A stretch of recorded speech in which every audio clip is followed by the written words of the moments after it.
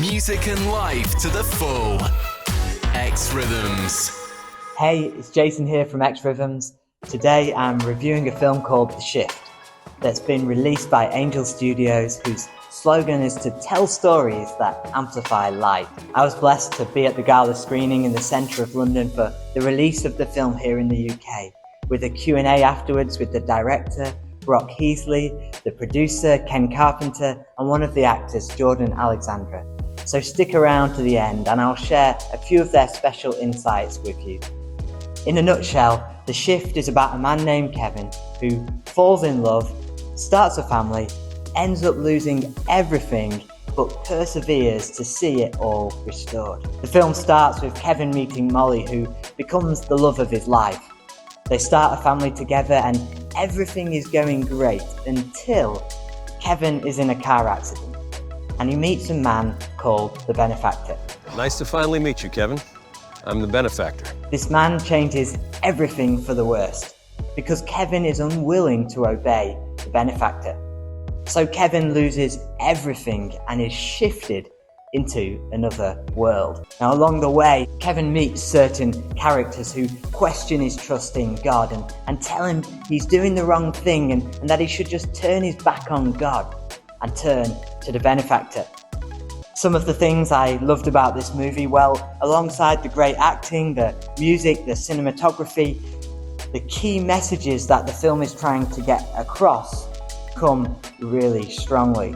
Firstly, about suffering. At the Q&A, director Brock Heasley said that the main thing that he hopes that people take away from this movie is that suffering and darkness that enters into our life has a purpose. And that's definitely something that I took away from watching this film. In other words, life can be really tough at times, and we can go through tragic situations. And it's important not to ignore or dismiss them, but we must recognize them and acknowledge them, because it's our way through to happiness if we can make it to the other side. This is something that Brock, the director, certainly lives out. At the Q&A, he shared the difficult and long journey that it took to make The Shift into a full movie. A few years after that, and they saw it and they said, "Is there anything more to this?" And I said, "Yeah, I do. I think I have a good idea for how to turn that short into a feature film."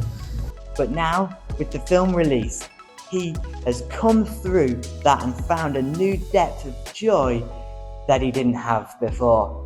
Secondly, perseverance. The fact that we have to choose to hold on to hope. It won't hold on to us. Thirdly, kindness. That even when life is tough, we can still help and support others. Fourthly, trust, obedience, and faith. Ultimately, God is seeing whether we will keep putting Him first place in our own lives or not. Finally, hope. And the producer of the movie, Ken Carpenter, said at the Q&A that he hopes that people would take away the sense of hope after loss. Despite the pain, the suffering that we go through, we have to hold on to hope at all costs. What didn't I like about the movie? Well, at times I found it hard to keep up with where the film was, between the storyline and shifting between particular worlds. But perhaps that's just the nature of having three genres, sci-fi, allegory and romance, all blended into one.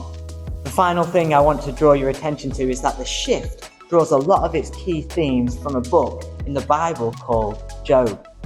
A book about losing everything, but that ultimately focuses on having an unshakable trust in God, regardless of your circumstances.